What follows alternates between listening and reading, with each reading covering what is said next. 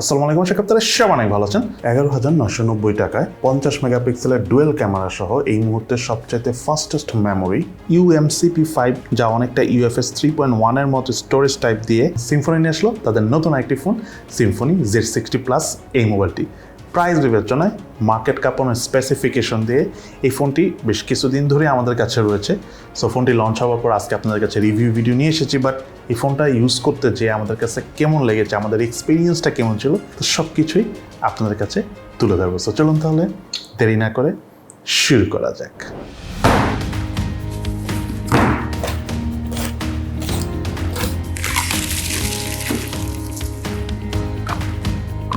মোবাইলের বক্স কন্টেন্টে রয়েছে warranty cards, sim tray ejector, earphone, 18 ওয়াটের charger, type C USB charging কেবল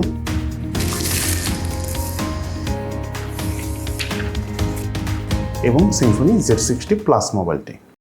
সিম্ফনি Z60-র মতোই অনেকটা দেখতে হালের ট্রেন্ড ফ্ল্যাট ডিজাইন নিয়ে মোবাইলটি এসেছে, যার বডি এবং ফ্রেম দুটি হলো পলিকার্বনেটের তৈরি, কিন্তু কালারটা যথেষ্ট আই ক্যাচি, যে কারো কাছে দূর থেকে দেখতে অনেক ভালো লাগবে। যাই হোক, 6.6 ইঞ্চের ডিসপ্লে সহ মোবাইলটির থিকনেস হলো 8.65 মিলিমিটার এবং ওয়েট হলো 205 গ্রাম। মোবাইলটি একটু ভারী হলেও ওয়েট ডিস্ট্রিবিউশনটা ঠিকঠাক থাকার পাশাপাশি স্ট্যান্ডার্ড সাইজ হওয়ার কারণে ইজিলি সিঙ্গেল হ্যান্ডে ফোনটি কমফোর্টেবলভাবে ইউজ করা যায়। আমার কাছে থাকা এই মোবাইলটির কালার ভেরিয়েন্টের নাম হলো রিফ্লেক্টিভ ব্লু। এই মোবাইলটি কিন্তু আরও একটি কালার ভেরিয়েন্ট রয়েছে, সেটার নাম হলো মেটালিক সিলভার। বাটন এবং পোর্টসের কথা বলতে গেলে মোবাইলের রাইট সাইডে রয়েছে ভলিউম রকার এবং পাওয়ার বাটন, এবং এই পাওয়ার বাটনটি সাইড মাউন্টেড ফিঙ্গারপ্রিন্ট স্ক্যানার হিসেবে কাজ করে। মোবাইলের লেফট সাইডে রয়েছে সিম কার্ড ট্রে, যাতে দুটি সিম কার্ড ইউজ করার পাশাপাশি রয়েছে এক্সটার্নাল মেমোরি কার্ড ইউজ করার সুবিধা। মোবাইলটার উপর অংশে রয়েছে নয়েজ ক্যান্সেলেশন মাইক, মোবাইলের নিচের অংশে রয়েছে main speaker, primary mic, type C USB charging port এবং 3.5mm হেডফোন জ্যাকের পোর্ট। এই মোবাইলের সাইড মাউন্টেড ফিঙ্গারপ্রিন্ট স্ক্যানারের পজিশন আমার কাছে ঠিকঠাক জায়গায় রয়েছে বলে মনে হচ্ছে। তার পাশাপাশি ফিঙ্গারপ্রিন্ট স্ক্যানারটি টাচ করার সাথে সাথে আনলক করে ফেলছিল। এছাড়া মোবাইলে থাকা ফেস আনলক সিস্টেমটাও যথেষ্ট ফাস্ট এবং স্মুথ কাজ করে। সেই সাথে মোবাইলটিতে ইম্পর্টেন্ট 45টি সেন্সরসও রয়েছে। এবং এই ফোনটার স্পিকার পারফরমেন্সের কথা বলতে গেলে সাউন্ডের লাউডনেস ওভারঅল ঠিকঠাকই ছিল।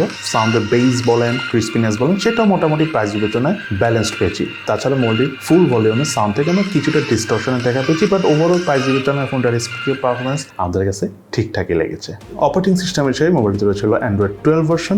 মাল্টিটাস্কিং এর পারফরমেন্স বেশ স্মুথ ছিল। তার পাশাপাশি লং টাইম হেভি ইউজেও মোবাইলটার UI থেকে আমরা কোনো ধরনের ল্যাগিং এর দেখা পাইনি। এই মোবাইলটিতে রয়েছিল 6.6 ইঞ্চি সাইজের IPS LCD প্যানেলের ডিসপ্লে, আরও রয়েছে 90 Hz refresh rate. Display resolution হলো 16x720 pixel. Display pixel density হলো 269 ppi।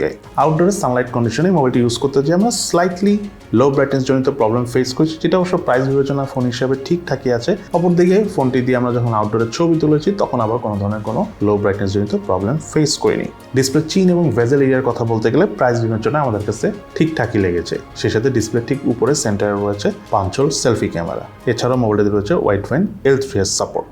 এই মোবাইলটার রিয়ার প্যানেল রয়েছিল ডুয়েল ক্যামেরা সেটআপ, যার মেইন ক্যামেরাটি হলো 1.8 অ্যাপারচারের 50 মেগাপিক্সেলের ক্যামেরা। দেন আরেকটি ক্যামেরা হলো 2.4 অ্যাপারচারের 2 মেগাপিক্সেলের ডেপথ সেন্সর ক্যামেরা। 50 মেগাপিক্সেলের ক্যামেরা দিয়ে ছবি তোলার সময় অবজেক্ট ফোকাসিং খুব ইজিলি করা যাচ্ছিল। সেই সাথে ছবির ডিটেলস ওভারঅল বেশ ভালোভাবেই ধরে রাখতে পারছিল। কালার টোনটা প্রাইস বিবেচনা ফোন হিসাবে ভালো করেই ধরে রাখতে পারছিল। সেই সাথে পোর্ট্রেট মোডে বেশ ভালো ডাইনামিক রেঞ্জ কভার করতে পারছিল এবং এজ ডিটেকশনটাও নাইসলি করতে পারছিল। কালার ডিটেলসও যথেষ্ট ভালো পাওয়া যাচ্ছিল পোর্ট্রেট মোডে। সো যে কারো কাছে এই ফোনের পোর্ট্রেট মোডের ছবি তুলে অনেক ভালো লাগবে। মোবাইলটিতে হাইস্ট 1080p 30 ফ্রেম পার সেকেন্ডে ভিডিও শুট করা যায়। যেহেতু একটা বাজেট বিবেচনার ফোন, সো ভিডিও শুট করে আমরা শেকি ফিল্টার পেয়েছি। তার পাশাপাশি মোবাইলটি দিয়ে আমরা স্লো মোশনে ভিডিও শুট করার পাশাপাশি টাইম ল্যাপসের মাধ্যমেও ভিডিও শুট করতে পেরেছি। এই মোবাইলটার ফ্রন্ট ফেসে রয়েছিল 2 অ্যাপারচারের 8 মেগাপিক্সেলের সেলফি ক্যামেরা। সেলফি ক্যামেরাতে ছবি তোলার পর কালার টোন অনেক বেশি ভাইব্রেন্ট না লাগলেও ওভারঅল এন্ট্রি লেভেলের বাজেট রেঞ্জের ফোন হিসেবে বেশ ভালো কালার প্রডিউস করতে পারছিল। সেই সাথে ডাইনামিক রেঞ্জ বেশ ভালোভাবে কভার করছিল এবং এজ ডিটেকশনটাও চমৎকার করতে পারছিল বাজেট বিবেচনা ফোন হিসাবে। তবে রেড কালার টোনটা একটু বেশি বুস্ট করতেছিল। ওভারঅল আবার সেলফি ক্যামেরার পারফরমেন্স প্রপার লাইট কন্ডিশনে আমার কাছে বেশ ভালোই লেগেছে। এই মোবাইলটিতে camera two API proper support নেই, সো আপনি চাইলে ইন ফিউচারে ম্যানুয়াল ক্যামেরা অর্থাৎ G-Cam ইউজ করতে পারবেন না। সিম্ফনি Z60 প্লাস এই মোবাইলটিতে রয়েছিল 5000 mAh ব্যাটারি এবং সাথে রয়েছে 18 ওয়াটের চার্জার। এবং এই চার্জার দিয়ে আমাদের এই ফোনটি সম্পূর্ণ চার্জ করতে অ্যারাউন্ড 2 ঘন্টা থেকে 2.5 ঘন্টার মতো সময় লেগেছে। তবে একবার চার্জ করার পর আমরা এই ফোনটির charge backup all in around 1.5 দিনের কাছাকাছি পেয়েছি, হালকা পাতলা এবং বেসিক ইউজ করে। অপরদিকে টানা গেমিং এবং লং টাইম মুভি টুভি দেখে মানে ভিডিও ওয়াচ করে স্ক্রিন অন টাইম এই ফোনটার পেয়েছি আমরা 5 ঘন্টা থেকে একটুখানি বেশি। এই মোবাইলটিতে প্রসেসর হিসেবে রয়েছিল ইউনিসকের T616 প্রসেসর, একটি অক্টাকোর প্রসেসর, যার ট্রানজিস্টর সাইজ হলো 12 ন্যানোমিটার। সেই সাথে মোবাইলটিতে জিপি হিসেবে রয়েছে মালি G57। এই মোবাইলটি বাংলাদেশ মার্কেটে একটি ভেরিয়েন্ট এসেছে, সেটা হলো 6GB RAM 128GB storage variant, যার র্যামের টাইপ LPDDR4X এবং স্টোরেজটা হলো UMCP5, যেটা অনেকটা UFS 3.1 ক্যাটাগরি স্টোরেজ। যাই হোক, এই ফোনটার অফিসিয়াল প্রাইস হলো 11,999 টাকা। মোবাইলের আন্তর্জাতিক স্কোর পেয়েছি আমরা 2,66,890, বেঞ্চমার্ক স্কোর পেয়েছি সিঙ্গেল করে 451, মাল্টি করে 1598। স্টোরেজ স্পিড চেক করতে যে মোবাইলটির রিড স্পিড পেয়েছি 770 MB/s, রাইট স্পিড পেয়েছি 0.97 GB/s।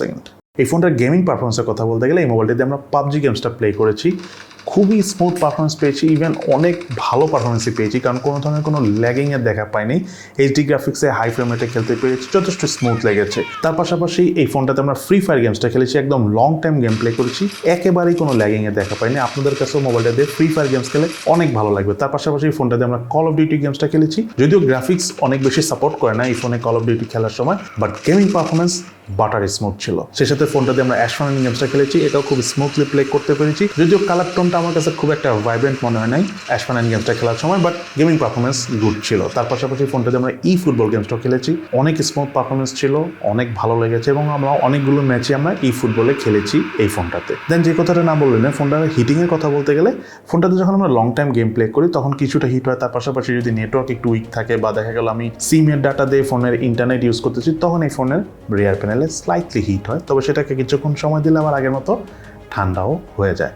এই মোবাইলটিতে রয়েছিল 4G সাপোর্ট, তার পাশাপাশি ওয়াইফাই 2.4 GHz 5 GHz দুটোই সাপোর্ট করে এবং এই ফোনটাতে এক্সটার্নাল যে মেমোরি কার্ডটা রয়েছে সেটা হাইয়েস্ট 256GB স্টোরেজ পর্যন্ত সাপোর্ট করে। এবার চলো আমরা জেনে নিই এই ফোনটা কী কী ল্যাকিংস রয়েছে এবং এই ফোনটা কী বেস্ট সাইড রয়েছে। প্রথমে চলো আমরা জেনে নিই এই মোবাইলটার কী ল্যাকিংস অর্থাৎ দুর্বলতা রয়েছে। এই মোবাইলটার ল্যাকিংসের কথা বলতে গেলে যে প্রাইস রেঞ্জে ফোনটা লঞ্চ হয়েছে তার হিসাবে আমার কাছে একটা ল্যাকিংসই রয়েছে বলে মনে হয়েছে, সেটা হলো ফোনটা দিয়ে ছবি তোলার সময় অনেক সময় নেয়। ছবি তোলার সময় দেখা যায় যে অনেকক্ষণ ক্লিক করে ধরে রাখতে হয়, যদিও এটা সফটওয়্যার জনিত ইস্যু, সিম্ফনি ইন ফিউচার হয়তো বা আপডেট এনে এটা ঠিক করে ফেলবে। যাই হোক, এই ফোনটার ভালো দিকের কথা যদি বলি, প্রথমে হলো এই ফোনটার রিয়ার প্যানেলে থাকা যে কালার টোনটা রয়েছে এটা কিন্তু রিফ্লেক্টিভ টাইপ, ঠিক আছে, মানে কালার রিফ্লেক্ট করে দুইটা কালার আপনার মনে হবে, যেটা খুবই স্টাইলিশ, আপনার কাছে দূর থেকে ভালোই লাগবে, হ্যান্ড গ্রিপ করে যথেষ্ট ভালো লাগবে আপনাদের কাছে, আমার কাছেও লেগেছে। দেন এই ফোনটার সব থেকে বড় বিষয় হলো এই ফোনটার প্রসেসর, ইউনিসকের T616 প্রসেসর, বেশ শক্তিশালী একটা প্রসেসর টাইগার সিরিজের।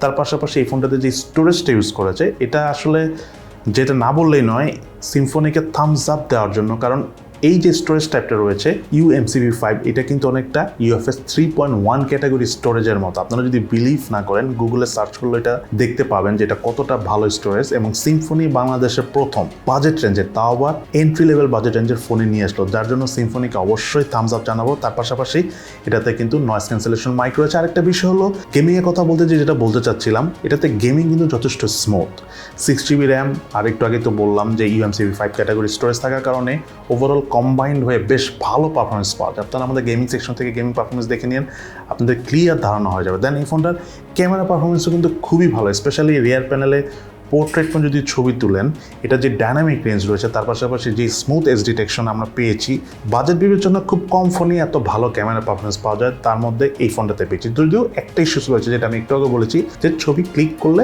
অনেক সময় ছবি তুলতে সময় লাগে, বাট এটা সিম্ফনি একটা সময় আপডেট এনে ঠিক করে ফেলবে। এবং এই ফোনটার UI পারফরমেন্সও কিন্তু যথেষ্ট স্মুথ, আমরা অনেক হেভি ইউজ করেছি, কোনো ধরনের কোনো ল্যাগিং ট্যাগিংয়ের দেখা পাইনি, একদম বাটার স্মুথ ছিল।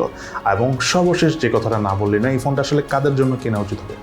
যারা মেইনলি বাজেট বিবেচনায় ফোন নিতে চাচ্ছেন, মোটামুটি একটু গেমিং ফোকাস, অথবা মানে মেইনলি আপনারা যেটা বলতে চাচ্ছি ফ্রি ফায়ার গেমসটা বেশি প্রাধান্য দেন, তার পাশাপাশি পাবজিও মোটামুটি খেলেন, তারা চাইলে এই ফোনটা চোখ বন্ধ করে নিতে পারেন। বাজেট বিবেচনা খুবই ভালো পারফরমেন্স পেয়েছি আমরা এই ফোন থেকে, আপনারাও পাবেন।